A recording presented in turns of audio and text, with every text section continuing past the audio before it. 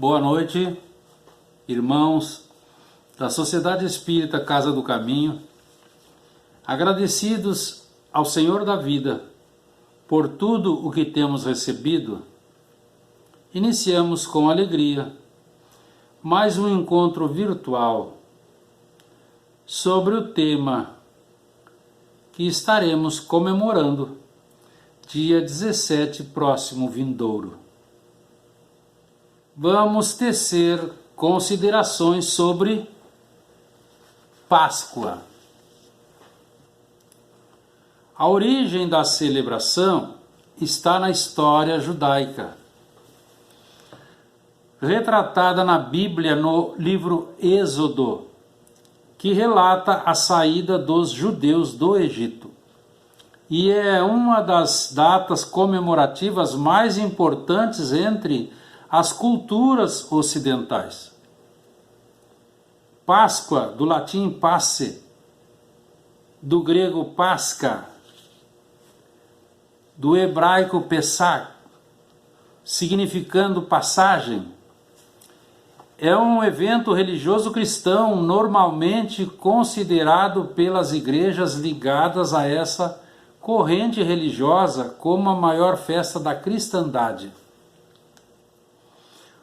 Os cristãos celebram hoje a ressurreição de Jesus depois de sua morte por crucificação, que teria ocorrido em 30 ou 33 da Era Comum. A data dessa festa é comemorada entre março e abril. A história registra que entre as civilizações antigas havia uma festa de passagem que era comemorada entre povos europeus há milhares de anos. Entre os povos da antiguidade, o fim do inverno e o começo da primavera era importantíssimo, pois dava maiores chances de sobrevivência e melhor produção de alimentos. Muitos costumes ligados ao período da Páscoa originaram-se dos festivais pagãos da primavera. Os gregos festejavam a passagem do inverno para a primavera durante o mês de março, a época das flores. A Páscoa judaica marca o êxodo, a saída deste povo do Egito por volta de 1250 a.C., onde foram aprisionados durante 400 anos pelos faraós. Quando Ramsés II assumiu o poder no Egito, o faraó, ele observou que o crescimento do povo de Israel colocava em risco a segurança do seu povo egípcio, levando então os judeus a um período de grande sofrimento. Mas o que os judeus faziam no Egito? Devido a uma grande seca, José, que era o primeiro ministro do faraó, levou-os para lá, onde foram aprisionados porque eram mão de obra barata e depois escravizados. Então surge Moisés, portentoso médium de efeitos físicos, para libertar o povo por ordem divina após lançar algumas pragas sobre o Egito, em número de 10. Nós encontramos a chuva de fogo, os gafanhotos, a morte dos primogênitos egípcios. Mas, numa noite escura, um número fantástico de meteoros riscando o céu, naquela época daria a impressão de uma chuva. Assim como o tempo muito seco vai favorecer o crescimento excessivo de gafanhotos. E a morte dos primogênitos egípcios, hoje nós sabemos, a liberação de gás metano dos lagos acontece. Na época, os egípcios dormiam, a cama era muito baixa ao rés do chão, E o gás, como é pesado, ele se locomove nesse espaço, e por isso as mortes. Que aí se denominou a passagem do anjo da morte nos lares egípcios. E para que os de Israel não fossem atingidos, seu povo deveria imolar um cordeiro e passar o sangue nos marcos das portas para o anjo não ferir os primogênitos. A Bíblia judaica vai instituir a celebração após a saída, celebração da Páscoa, com o pão ázimo, ordenando para ser feita de geração em geração. Então era uma instituição perpétua. Então aqui nós temos passagem do anjo da morte, passagem da escravidão para a liberdade e passagem dos hebreus pelo Mar Vermelho, que era um braço de água rasa onde se podia passar porque era água pelo joelho. A Páscoa cristã não comemora a saída do Egito. Entre os primeiros cristãos, desde lá, esta data celebrava a ressurreição de Jesus. A morte representava o fim dos tormentos. A ressurreição representava o início de uma vida nova. Era a passagem da morte para a vida, passagem das trevas para a luz. Nós aqui encontramos várias passagens.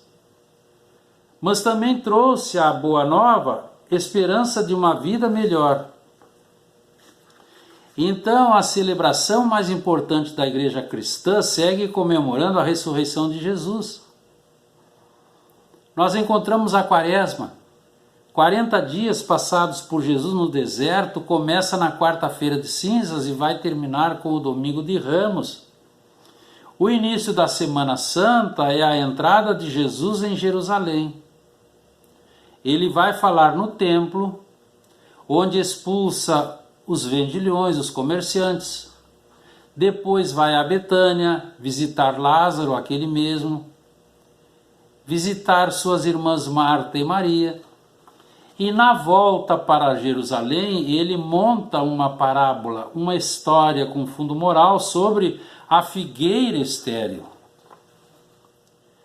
Então, quando ele chega perto de Jerusalém, ele pede aos discípulos: vocês devem ir à cidade procurar certo homem, e diz o nome, e digam a ele: o mestre manda dizer, a minha hora chegou. Observemos essa frase. Prepare o jantar de Páscoa em sua casa, a última ceia. E ele segue: tenho desejado ansiosamente comer convosco esta Páscoa antes do meu sofrimento. Ele já falava, a minha hora chegou, antes do meu sofrimento. Está lá em Lucas capítulo 22.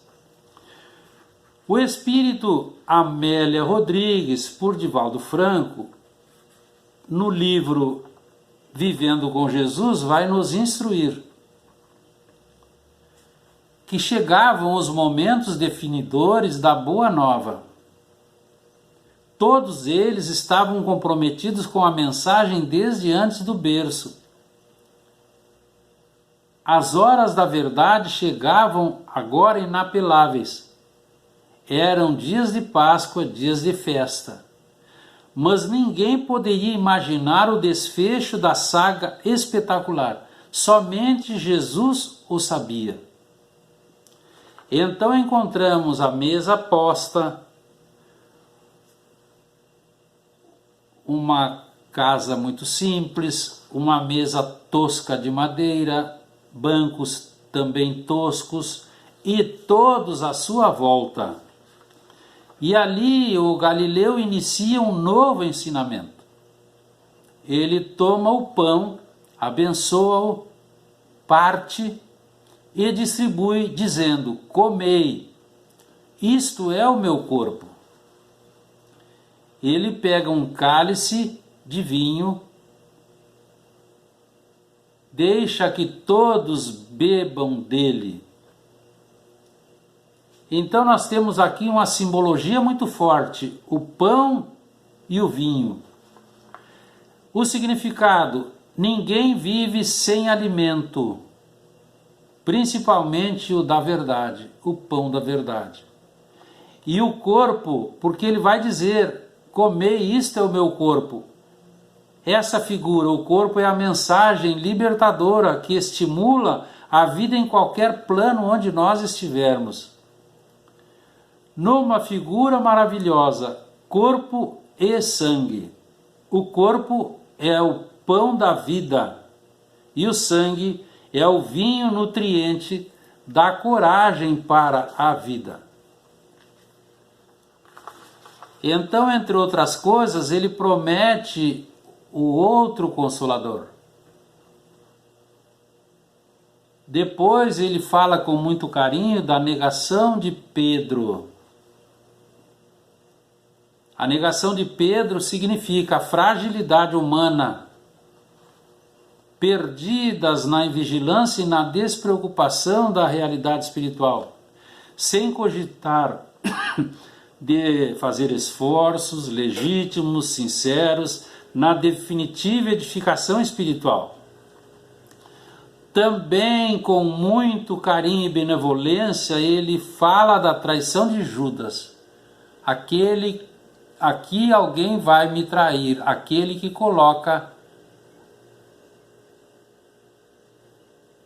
a mão com o pão no prato. Confirmando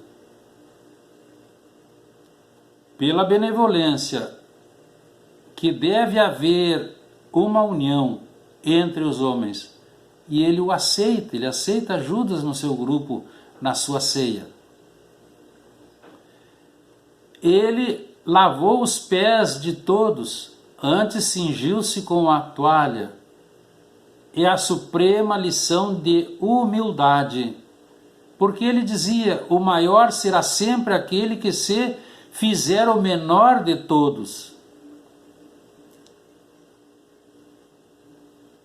E eles foram então todos para o Monte das Oliveiras. E aqui, vendo todo esse movimento de amor do Mestre, com esses seus seguidores, nós nos questionamos, nós já estamos em condições de superar as nossas heranças do passado, para nos tornarmos homem novo e avançar com o sublime Galileu? Então, depois que eles foram para o Monte das Oliveiras, já era quinta-feira, meia-noite, Judas se aproxima, fica perto de Jesus. Jesus olha para ele e diz, o que tens que fazer, faze-o logo. Então Judas vai até um local e chama os guardas judeus. Chega perto do mestre e dá um beijo no rosto. Aí Jesus é preso. Pelos guardas judeus e levado ao supremo sacerdote Caifás, perante o Sinédrio. Era o tribunal supremo dos judeus, para ser condenado, não julgado. Observemos esse detalhe histórico. Então, sexta-feira pela manhã, como os judeus não podiam condenar nem matar, levam-no ao governador da Galiléia, Pilatos. Só ele poderia autorizar a morte de Jesus. As acusações apresentadas, ele afirmava ser rei, proibia que se pagasse o imposto a César e pregava a traição contra os romanos. Pilatos, antes de sair do palácio, tinha falado com sua esposa e ela disse, tive um sonho, onde me pediam, não sujes as mãos com o sangue desse justo. Pensando nisso, Pilatos pergunta a Jesus, a tua gente, os sacerdotes, te entregaram a mim, que fizeste? Jesus, altaneiro, embora preso, ele ficou quieto, calmo, não respondeu. E Pilatos então vai dizer aos doutores da lei: julguem vocês mesmos de acordo com a lei de vocês. Mas os judeus responderam: nós não temos o direito de matar ninguém, aqui está a trama. Pilatos então pergunta novamente a Jesus: és o rei dos judeus? E ele responde: meu reino não é daqui. E Pilatos então, tentando ainda uma última cartada, ele tenta trocar Jesus por Barrabás e não consegue, era tradição naquela época. Aí ele lava as mãos e Jesus, nós sabemos toda a história, ele vai ser içado aquele madeiro infamante, desencarna na sexta-feira por volta de 15 horas, e a partir de domingo, para reforçar a esperança e a fé, para não deixá-los sós, ele materializa-se em várias oportunidades. Ele aparece a Madalena, a Maria de Cleófas, a Joana de Cusa. No dia do Pentecostes, que era a festa em comemoração à saída do Egito, todos reunidos na casa, eles começam a falar em muitas línguas, que a doutrina espírita nos apresenta como fenômeno de xenoglossia. No caminho de Jerusalém para Emaús, o mestre anda com Cleófas e Tiago, conversam bastante e entram na pousada. Depois Jesus some. Ele por 3 vezes aparece materializado em reuniões dos apóstolos a portas fechadas em Jerusalém. Numa delas ele manda Tomé tocar nas suas feridas. Na praia ele anda sobre a água. E nós encontramos então os símbolos da nossa festa. É um ovo e um coelho. Origem, as tradições pagãs. O ovo não é citado na Bíblia, mas era usado no Egito, na Pérsia, na China, na Polônia, na Ucrânia, na Alemanha, enfim. A Idade Média surge o coelho, ou antes a lebre. Lá, a deusa da primavera, Ostera, ela tinha 2 símbolos. Na sua mão, um ovo, aos seus pés, uma lebre. E essa deusa era o símbolo da chegada de uma nova vida. Na Alemanha, colocavam-se os ovos nos ninhos de pássaros nas árvores. Depois começaram a fazer cestas. Ainda aí os ovos eram de galinha. Mas no século XIX, na Inglaterra, por ver o potencial comercial, começaram a fazer ovos de chocolate. E aqui um adendo. Assim como o Natal tornou-se uma festa comercial, também a Páscoa tornou-se uma festividade comercial. Então a lebre de início deu lugar ao coelho, que era mais suave, a lebre era mais arisca, e significava a vida em abundância pela proliferação que apresentava. Então, uma duquesa alemã, ela dizia que os cestos eram deixados pelos coelhos. E aí cria-se o costume da procura pelos cestos de ovos. Observemos que tudo é montado de acordo com a imaginação das pessoas. Desses costumes pagãos originou-se a Páscoa que nós conhecemos. Porque foi tudo absorção e mistura das comemorações judaico-cristãs. E no século XVII, essa festa foi trazida para a América pelos alemães, ao final do século XVII. Então a Páscoa, na visão espírita, é um simbolismo do universo da religiosidade, porque são sentimentos diante de Deus e diante da vida.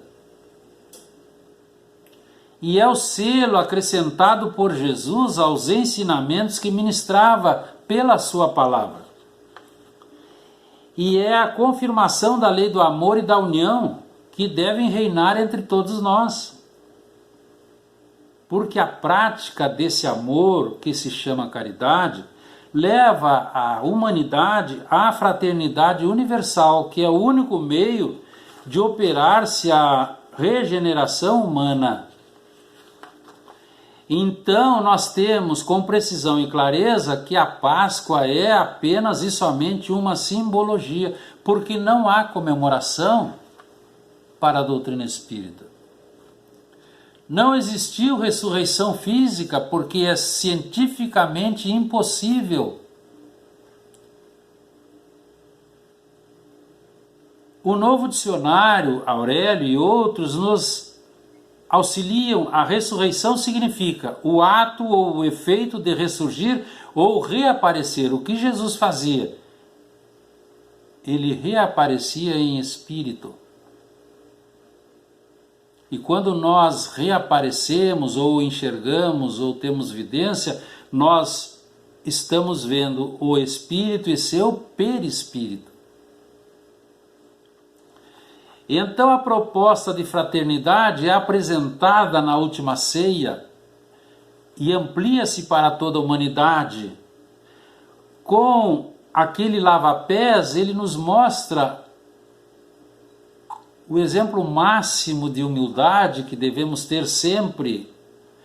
Quando ele reparte o pão e o vinho, ele doa-se a todos, demonstrando seiva viva da doutrina divina repartida entre todos, participação na vida futura.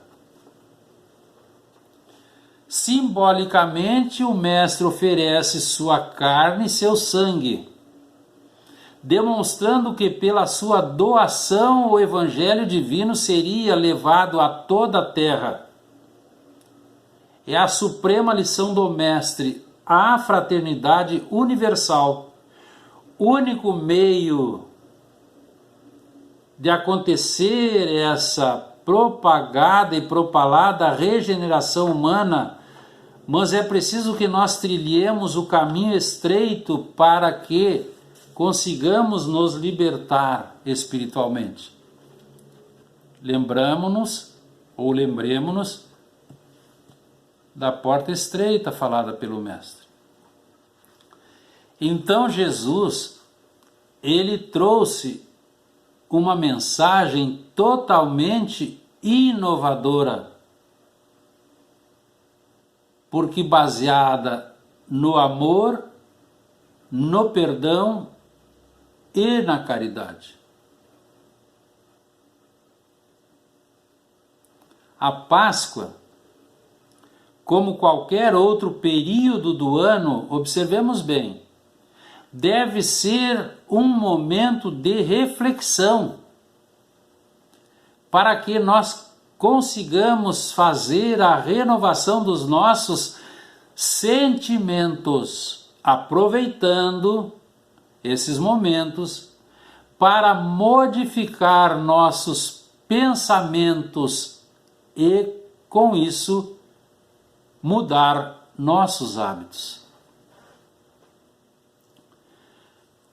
O Mestre veio nos libertar da matéria, do materialismo. Quando ele nos apresenta que nós não devemos nos escravizar pelos bens da terra, ele está exatamente nos dizendo isso. Celebremos a vida espiritual. Confirmemos a união para que a lei do amor se confirme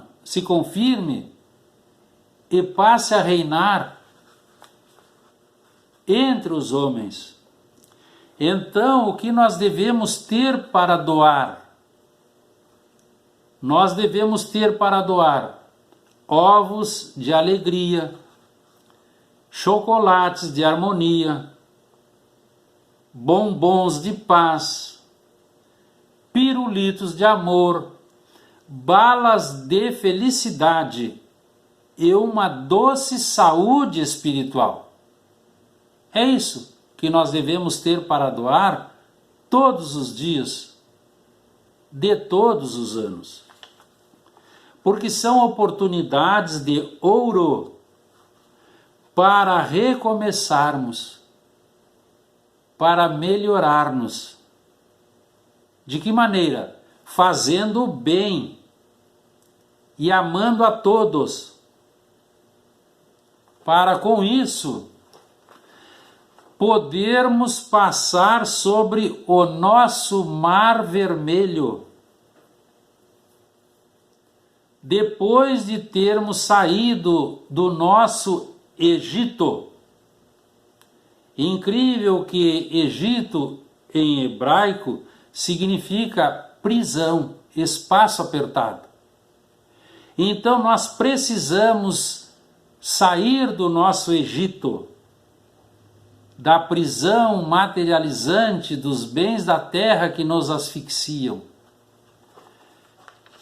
Quantas vezes nós temos refletido sobre as festividades que assistimos e frequentamos? E quantas vezes nós nos perguntamos: será que já não é hora de começarmos a modificar esses pontos de vista e esses aspectos da nossa vida? Que fique para a nossa reflexão, irmãos e irmãs. Agradecemos a oportunidade. Fiquemos na paz do sublime Galileu. Boa noite. Muito obrigado.